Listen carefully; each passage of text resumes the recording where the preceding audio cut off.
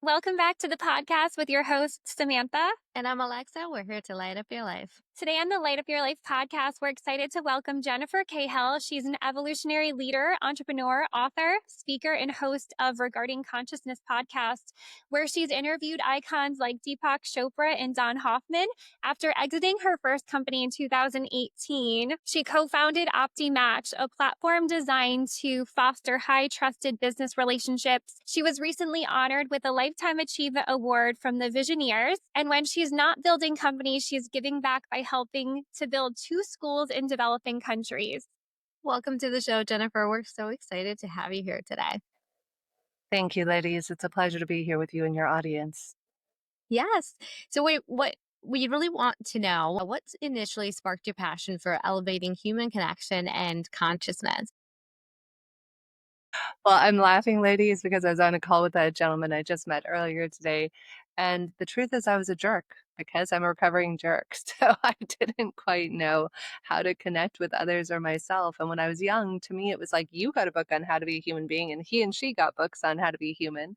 But when I opened my book, it was blank inside. And that led to decades of misunderstandings, broken relationships, and breakdowns in communication. So, as I often tell people, the spark that did all of this for me was survival. I wouldn't have made it because I was suicidal, I was depressed, I hated myself, and the only way to learn to love others was first to learn to love myself. And that's now what I teach people, whether it's CEOs I work with or organizations I do consulting with. How do we deeply, intimately connect to ourselves, which I call the golden triangle of connection? Connection to the self allows for deep connection to others, which allows for deep connection to purpose. And that's what my life's work is. Yeah, I couldn't agree more. It definitely starts from with you, and then you attract other people based on that in your life. After exiting your first company in 2018, how did your vision for success and impact evolve? That was really funny because when you sell a company, if you talk to anybody who's ever sold a company, there's a vacuum that happens, right? It's like you've been in one industry, and often because of contracts and legalities, you can't continue in that industry in the same way maybe that you did before. So this is kind of a funny story. I actually worked with a dream coach. There was an A-list actor who used to live in our building in New York, and out of that, we're out to dinner one night, and he said, "Oh, I work with this dream coach who helps a lot of us A-list actors divine our next role." And I was like, "What?" Well, I'm a CEO and an entrepreneur, and does she do it for corporates? Because I kind of need to know what I'm going to do after I'm done running this new company. And so he said, "Sure." So I met with her, and it was very quintessentially LA and almost like laughable. We meet at the Beverly Hills Hotel or somewhere in Beverly Hills, and she's this beautiful ex-supermodel, and she's like, "Baby, darling, I'm going to help you find your purpose." And I'm like, "Okay." Like, I had no idea what to expect. And at that point, I had signed a contract with the company I was acquired by to run the offices for like 3 to 4 more years after that. And this woman puts me in a dream, right? Where you communicate with your higher self, you write a note, "Dear higher self, please show me through a dream, through symbols and images in my dream, what you'd like me to do next." And I'll always remember this, ladies. The next morning I wake up and I had had these very vivid dreams, one of which was of a male newscaster. And so this woman, Goldie, and I are on the call, and she says, "Oh, my love, you're going to be on TV." I said, "Sweetheart, I love you. I did a ton of TV. Like, I was on a bunch of shows in my 20s. My first wedding was on TV. I did a bunch of news and stuff like that." I said, "But I couldn't even be on TV if I wanted to. I like have a very corporate contract for the next several years." She said, "No, my love, you're going to be on TV." And 6 months later, that's how I came to do a 17-part series with Deepak Chopra and Hoffman. And next thing you know, I was on TV and went in a whole different direction and exited the company 3 years earlier than expected. And our team took it over. And now I get to travel around the world helping people deeply connect to themselves, others, and their purpose. Oh my God, that is a fascinating story of how that originated. I did not expect it to go there. Hi, in fairness, if you had told me that, I would have said you were off your rocker. So I'm equally as surprised as you are. Yes, it's amazing. What can happen when you open yourself to those possibilities. So I know that you just mentioned the golden triangle connection, and that is something that you frequently speak about. So can you walk us through that a little bit in more detail and let us know why you feel it's so powerful? It's a great question. Thank you, Alexa.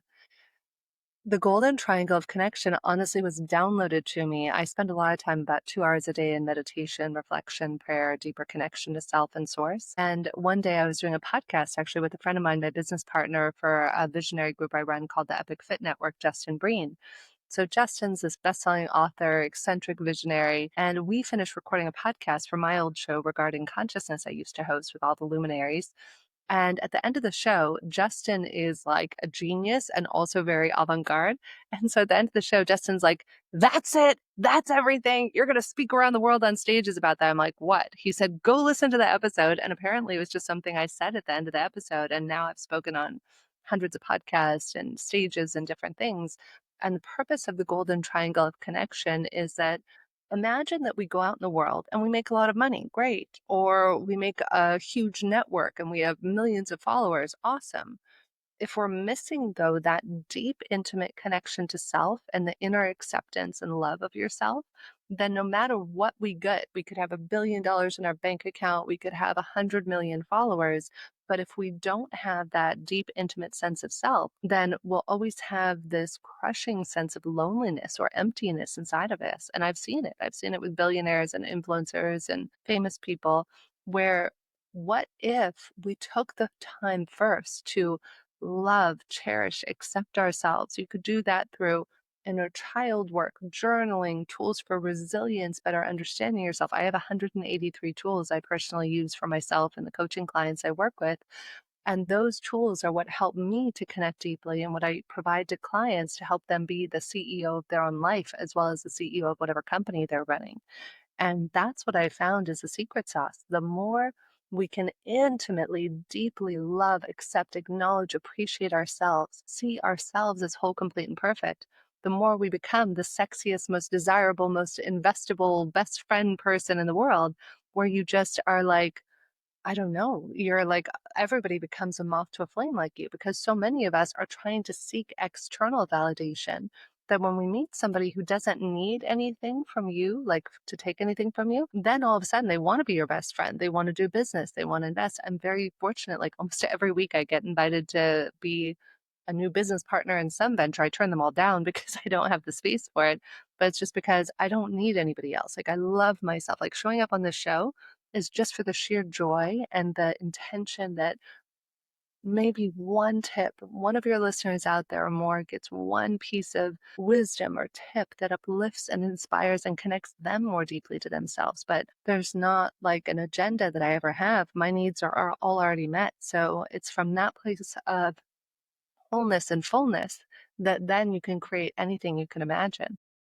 That was such a beautiful response, and I really wanna highlight the part when you're full inside and you're healed and you love yourself, you're not missing anything. A lot of times when people look for outside validation, wealth, or whatever it is, it's because they're lacking it inside. So when you fully love yourself and heal, you're right, magnetizing people and circumstances and situations to you. But I wanna jump and talk about today's world of digital overload. What do you believe is the biggest mistake people make today when they're trying to connect? Not taking time, device free, and in silence. We're constantly bombarded by media, by tech, by our computers, our Zoom meeting, our WhatsApp, our groups, our TikTok, or our social media, right? What if we could proactively, not because the power is out around the world or our phone dies, like what if we could actually set aside time to spend an hour a week device free, or 5 hours, or 10 hours, or a few minutes every day? Just put our phones down. The main reason I notice that people don't connect to themselves and that they have relationships that fall apart is that we can't hear our higher self. We can't hear that awareness. It's always telling us, date this person, don't date that person, say no to that job offer, go right, go left. That's why we just created this new website, Soulmeet, SOULMEET.love, which is, people have begged us to use our technology for dating for years since we developed it, because we say it's not, they don't call it a swipe mate for a reason, right? It's called a soulmate. And the problem is that we're so busy swiping, texting, doing all this, that we've forgotten how to listen to that still soft whisper of our soul that's going to guide us to our dream trip, our dream home, our dream job, our soulmate. And yet, until we can turn down the static, the noise that is bombarding us 24/7, we're never going to be able to hear that voice that's telling us exactly where to be, when to be at the right time. That is so true. I think it's important to listen to yourself, to your own needs, and to have some of that alone time so that you can focus on what it is out there that you're searching for. You've mentioned some of the coaching that you do. We would really like to know more about some of the daily habits and the tools that you teach your clients to focus on if their intention is to build deeper connections. Beautiful. So I'll share with you one of my favorite ladies is something that's called heart focused breathing by HeartMath. Have you heard of it before? No.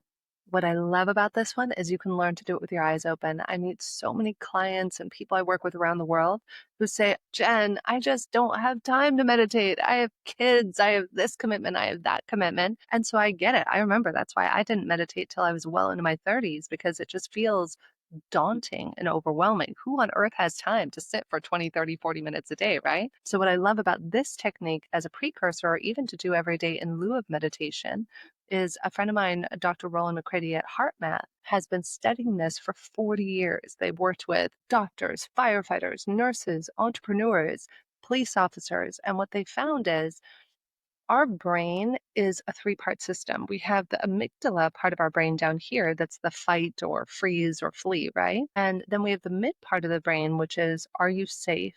Are you like me? Can I trust you? And then we have the highest part of the brain, the prefrontal cortex, the neocortex, which allows for love, compassion, imagination, connection, right? However, ladies, what most of us don't know is that the higher brain can't function until the lower brain first feels safe. So, how do we regulate our nervous system? This is why so many of us make poor relationship choices, poor business choices, because we're reacting rather than responding. I'll take us through this technique if you'd like. It's very simple. You can do it with your eyes open, though I encourage people when I teach it to clients to begin learning it with your eyes shut so it becomes ingrained for you. And then eventually, over time, you can be in the middle of an argument with somebody and literally have it calm your nervous system in real time. I've been on calls where I'm about ready to like lose my cool. Like you could fry an egg on my head. I'm so angry. And then I have the awareness in that moment to drop into this technique.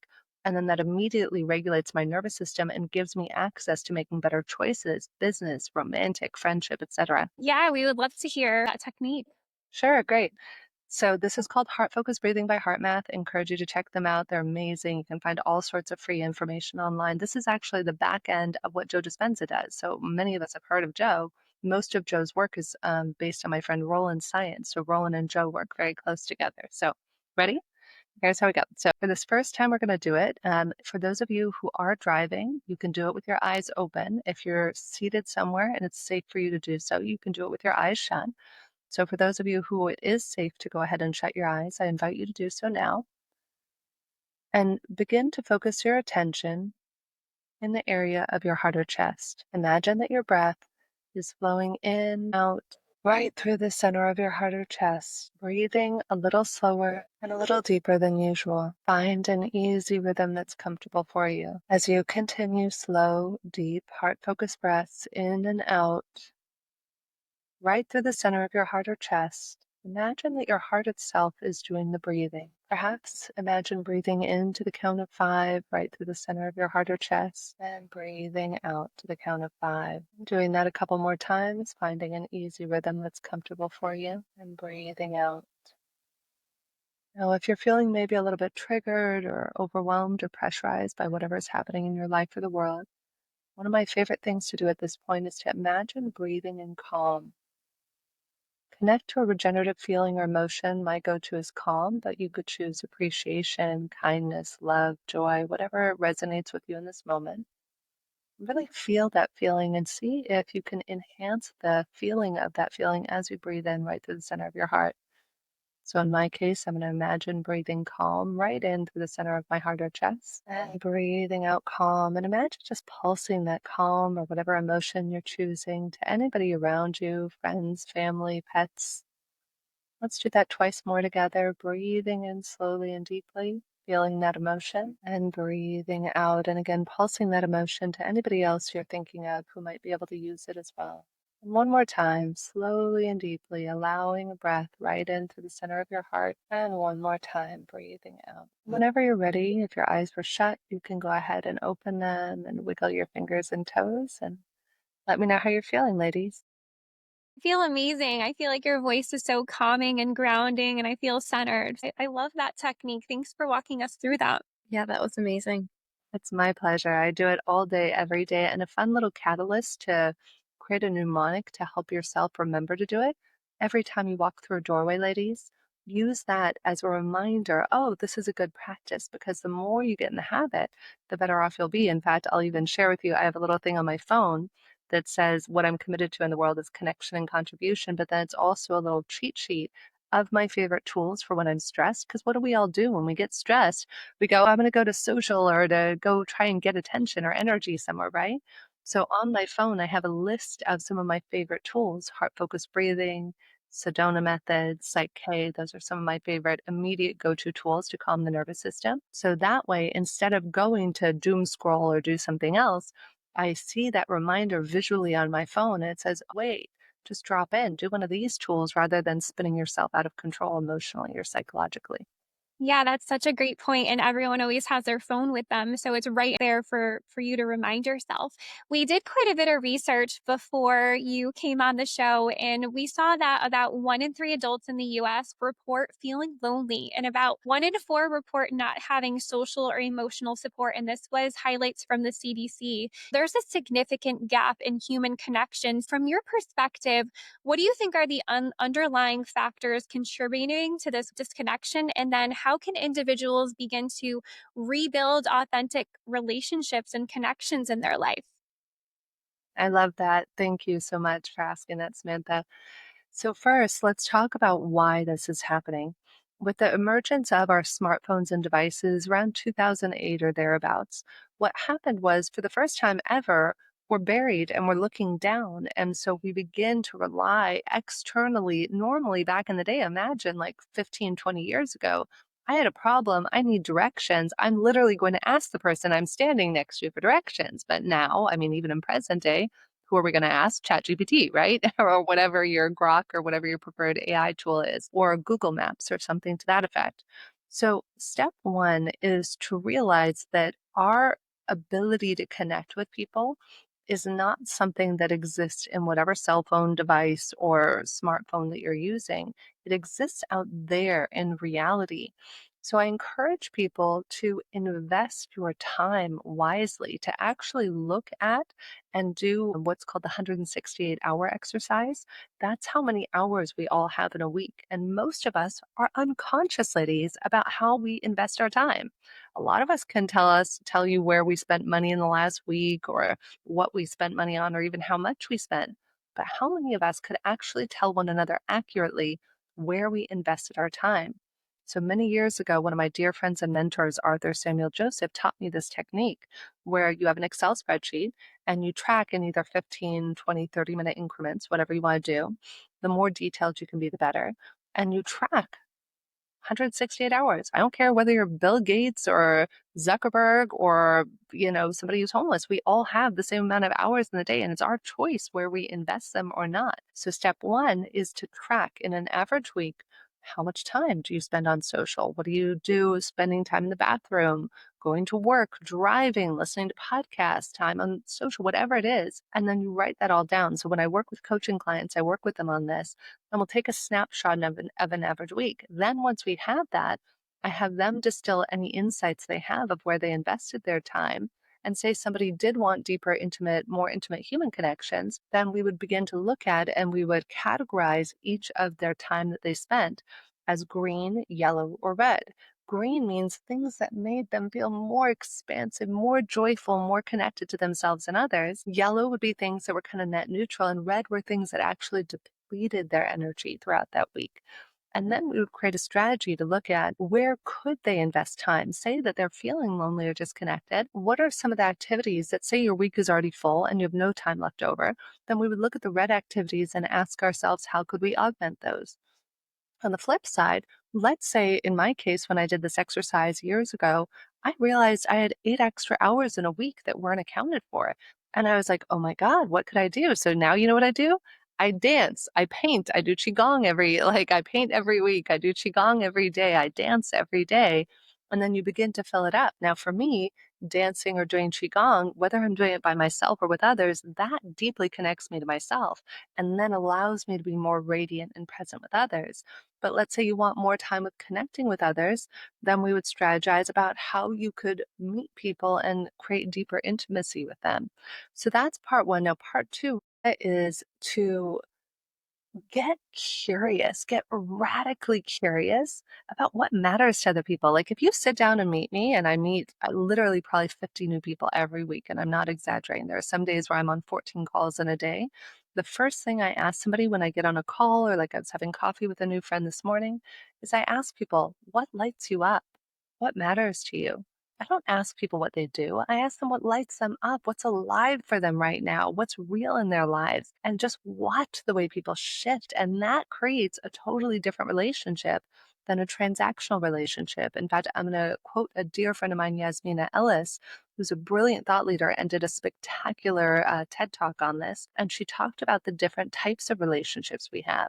She said, so many of us have transactional relationships. I want to sell a product, you want to buy a product. I need to do this, you need to do that. And then she talked about another type. And the third type she calls is exponential relationships. What if we could, there was a circumstantial as well as transactional was the other one. So circumstance, maybe we're in the same class or on the same plane. That's circumstance. But what if we could all have exponential relationships? So 100% of the people I engage with regularly are all exponential relationships where I and they leave feeling more expansive than when we first got on the call. So, another way that many of my friends and I utilize this method is something called the plus two formula. Have you ladies heard about this? No, tell us Okay. more. So, I just wrote an article. If anybody likes to read or see a visual, it was so much fun writing this, and people seem to enjoy it. I write a weekly newsletter on LinkedIn that anybody can get free access to. It's called Inspired Living Tools. You can Google it, it'll pull up not only this article, but all the prior ones that I've written. And so, there's one I wrote about 3 or 4 weeks ago called the plus two formula. So I'll tell you a little story. A friend of mine, Mark Fujiwara, is a brilliant super connector and also a wealth manager. He has a 2.5-year-old daughter named Stella, and he works from home and he works kind of downstairs, and his wife and daughter are upstairs. So one day after work, Mark goes upstairs and he's hanging out with his little 2.5-year-old, and she looks at him kind of strange and says, Daddy, why are you fake smiling? And he looks at her. He's like, I'm sorry, what, sweetheart? Stella, I'm not fake smiling, my love. Why would you say it? Daddy, you're fake smiling. And he's like scratching his head. Here's his 2.5-year-old reflecting this to him, right? So he goes and asks his wife, he's like, why is Stella saying I'm fake smiling? And she said, because you are, because every Thursday you have a jerk client who drains your energy and then you have nothing left for us. This led Mark to do something similar where he began to track his time and energy and see where his energy felt expanded or drained from activities and people. Well, fast forward, in comes another mutual friend of ours who's a super connector named Randy Moland. So Randy then introduced me to this formula that he then rates his energy after every meeting he has. So the idea is it plus two? In other words, after you get off a call or have a cup of tea or a lunch or somebody, by the way, women and men, if you're dating, try this formula. It will save you a lot of pain down the road. What you would do is after any date, business meeting, whatever it is, you rate your energy. Is it plus two, meaning that your energy has doubled, it's amplified, it's expanded after the call? Is it plus one, where maybe you got a little zip or a zing, almost like having a cup of coffee without having coffee, right? Is it a zero where it's not a judgment of the person, it's a judgment of your energy where you kind of forgot the experience? Is it a minus one where you felt a little bit drained, like maybe not fully drained, but you certainly didn't feel energized after the call? And is it a minus two where you feel depleted? Maybe somebody complained, maybe they were, just sucking the energy. They were an energy vampire and gossiping the whole time, whatever that looks like. Those are called minus twos. So in our world, in the world of all the people that I kind of play with and dance with in space and time, we don't ever communicate with minus twos again because life is too short. Why would you ever want to engage? Luckily, I only meet about one minus two a year, so it's very rare because I also say an anti-jerk prayer every day. And so that kind of zaps any of the jerks in my life, which I can share with you. But I say that every day. But so we focus on the plus two. So all of my friends in my network will be like, oh, Brandy, I just met the best +2. You're going to love this person.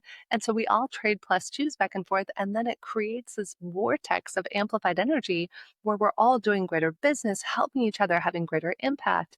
That's what we do in the mastermind I'm a part of as well. So I'm super curious, how do you become a +2? What do you think are the skills and some of the daily practices that you need to become a +2? Well, so that's the funny thing. There is no becoming +2 because somebody else's, like, what's a +2 to me is somebody else's -2. Like, for example, in my case, I tend to be very energized and I love to give connections. I have met people who maybe are a -2 for me, and I'm probably a -2 for them. Let's imagine that you have somebody else who is very quiet and very methodical, and the last thing they want is to be introduced to somebody else. I would be a -2 in their book. So if I were to tell you, I can tell you how to be a +2 in my books, but it's a +2 in my books is subjective compared to other people. So a +2 in my books is the people who ask, how can I be of service? What matters to you? What lights you up? What needs do you have? Like, so that's the thing. When I'm jumping onto any of these calls or meetings, I lead with being of service. It's that old Napoleon Hill principle of think and grow rich. I always start with adding more value than I ever want to receive in return. So most of the time, 95% of the time when you get on a call with me, you'll probably walk away with 3 to 5 referrals because that's my gift. That's what I do.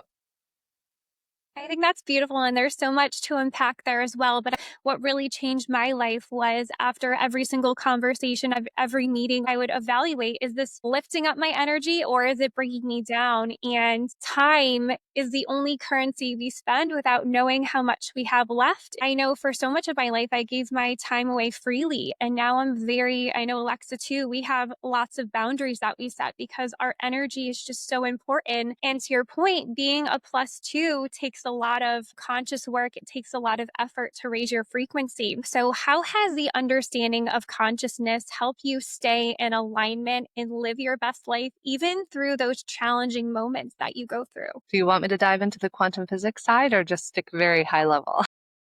I would love the quantum physics side. We were huge fans of Joe Dispenza, so we would love that. Okay. So I'll deep dive into what my friend Don Hoffman, the guy I did the series with Deepak Chopra on, calls his mathematical formula for consciousness. And then I'll tell you how that ties into being resilient in the face of whatever happens in our lives. So, according to Don's mathematical formula for consciousness, he suggests that consciousness is fundamental. So, what does that mean? Fundamental means you can't exist without it. However, a lot of us think space time is fundamental. They think that space and time is fundamental, but the latest quantum physics has told us over the last 20 years it's not. Space and time is not fundamental, but nobody's been able to come up with a formula to actually prove what is until Don's formula came along, right? So he has this mathematical formula that asserts that consciousness is fundamental and that you have these things called conscious agents. So let's imagine that each one of us, ladies, and our listeners and viewers out there, are conscious agents projected into the theater called space time. So we have an Alexa, we have a Samantha, we have a Jennifer conscious agent. We're projected into this theater of space time, which gives us the experience of being alive, right? But not all conscious agents are projected into the theater of space time. So that might give you dark matter that we can't measure, right? Or people who have passed on who we can no longer see. Now, what's interesting about this is, let's say that we go through an obstacle, or like Don and I were having a cup of tea a couple of years ago debating this. And I said, Don, well, why do we have heartache? Why do we have death? Why do we have pedophiles and Holocausts? If this theory is correct and that you have one consciousness that is manifesting itself in conscious agents projected into space time and not, then why would we have all this? And I love what Don said, ladies. He said, imagine if you have consciousness and it is fundamental, and consciousness is infinite, right? It is omniscient, it's omnipotent, it's everything everywhere all at once. What is the one thing, ladies, that consciousness is not if it's infinite? Finite. That's the only thing it's not. It's not finite. So consciousness, by its very nature, then, wants to experience itself as being finite, which is why it expresses itself in every potentiality, including death, destruction, pedophiles, Holocaust, all these awful things that we go through. And like we ask ourselves, maybe through spirituality, through religion, why? Why does this exist? And we can't seem to find an explanation. What I like about Dawn's theory for this is it's just consciousness. It's not good or bad or right or wrong. It's just expressing itself infinitely in all of its potential ways. So let's take that into real time to answer your earlier question, Samantha, of how do we handle it when something really awful happens? So let's imagine that you have your dream job. Let's imagine you're making several $100,000 a year. You have your dream job, your dream title, etc. And then one day your boss fires you and says, "You suck. You screwed this project up. We're terminating you. No severance, no anything." In that moment, you, the human version of you, conscious agent version of you, starts to blame and defend and justify and say, "This shouldn't be this way. I did everything right. Why did this happen?" Now, let's imagine if we could zoom out instead and take a 150,000-foot view and tie into the formula that Don created that I just described. Then it doesn't mean anything. All it is a conscious agent that just went through a new iteration of its experience here in this theater of space time, but it's actually empty and meaningless. And then from that place, you have complete freedom and power because nothing is ever happening to you. It's just another expression of consciousness that's helping itself unfold as it is. I know that might have been very complex, but I hope that makes sense. It was a little bit complex for sure. I'm going to have to take that away and do a deeper dive. But I do love your idea behind that there's deeper consciousness and it's not good or bad. I love that reasoning behind it, and religion being a big example of that. We have our 10 commandments, what is right and what is wrong. And there's a lot of guilt that can be associated as a result of that, right? We feel guilt because we feel that we are either bad or we're good. Yeah, if anybody wants to deep dive in it, you can find some great interviews Don's done, both with Deepak and I, but many other thought leaders. And I recommend his book called The Case Against Reality: Why Evolution Hid the Truth from Our Eyes. And that's what spawned his mathematical formula, is that there is a 0% chance, ladies, zero, that we evolved to see the truth of reality. Everything's subjective. It's all altered based on our experiences. So the moment we can realize that, it's like that old parable of the Chinese farmer and his son. Do you guys know this story, ladies? It's a very beautiful, famous parable. Do you know I it? think I heard of it, but yeah, if you can share it with our audience, it's really profound. Yeah, so if I'm remembering the story, it goes something like this. There's once a Chinese farmer who has a strapping young son who's very smart and handsome and strong. And one day, as he's out working in the fields, the horse kicks his legs and he breaks both of his legs. And everybody comes to the farmer and says, "Oh, this is the worst thing ever. How are you going to survive that your son who worked the fields now has two broken legs?" And the farmer says, "Maybe." And then a few months later, war descends upon the area. And so they're now recruiting young men to go participate in the war. And again, they come upon the farm. And of course, they can't take the son because his two broken legs are healing. And all of the farmer's neighbors say, "Wow, you are the luckiest man in the whole wide world because your son has two broken legs. So therefore, he's not going to be inscripted into the army." And the man says, "Maybe." And the story goes on and on like this. And this is life, is that we label something as good or bad, what we think. Like, I'll give you a great real time example of me and how my life, how this showed up. When I was 16, I left high school to go straight to college. So when I was in college, I wanted to go to law school. I graduated with my class. I was like 20 years old, graduated early. And I get a phone call from my university ladies like a few months after I graduated. And it was like something out of a nightmare. I got this call from my school saying, "Oops, you didn't graduate. You're missing a class from high school, US History 101." And I was like, "What?" This is like, it's like, I was like, "I just walked with my class. This is impossible. I'm applying for law school." They said, "It was a clerical error. We saw you took AP European history and passed it in high school, but you never took US history. You have two choices: come back to school for a semester or take a 2-hour oral exam, pass or fail on a 1,000-page book on US history." Now, at that time, ladies, I was livid, furious, enraged at the school, right? But all things worked out. I wound up being able to pass the test, and that delayed my application for law school for a year, which led me to get a recruiting job, which is the company I later sold, working with law firms still. And I would have hated being an attorney. And fast forward, that's how Deepak Chopra and I wound up doing work together, was because of the school UC Irvine, and Don Hoffman was my favorite professor in college. So we never know whether something might look horrific. We never know if it's happening for the good or the bad. It's all our perspective that determines it. That's so true. I love the quote where it says everything is happening for you, not to you. And we use that in our life all the time because when we go through challenges, we're like, well, I can't wait to see what God or the universe has in store for me because it's so much better than we could ever imagine. You are one of the co-founders of OptiMatch. So how do you use the technology to help foster deeper connections and high trust relationships? Thank you, ladies. Yeah. So with OptiMatch, what we do is we ask you a set of questions. Anybody can try it. It's free. You can go to om.app/survey and you can try it out and get a complimentary free report, which is actually part of how we facilitate deeper connection to yourself and others. So as we began the show by saying this, Samantha, one of the things that we need to do is to connect to ourselves. Though most of us are unaware of our own weaknesses, things that might be hindering our ability to be effective in romantic, professional, friendship relationships. So there's three ways that OptiMatch helps with this. Number one is you answer the survey at om.app/survey, and you get sent a complimentary report. Well, what that report tells you is how you're motivated. It might share with you some tidbits about obstacles you might face in your life or challenges or things you could even share with a co-founder or romantic partner that would help you to better understand how you work well with others. So, step one is having that insight and awareness about yourself, which we immediately provide for you by giving you that report. Step two of how we get used in organizations, at events, within communities, is that we can tell you with about 87% degree certainty how psychologically safe you're going to feel when you meet somebody. Now, why is that? So many people think, I want somebody who has the same personality as I have, but that actually doesn't work. We've been studying this for 4 years, and I've been studying it, quite frankly, my whole life out of survival, of needing to understand myself and others. And what we found is your personality has zero to do with how well you match or align or how safe you feel with somebody. What does have you feel safe is how you're motivated.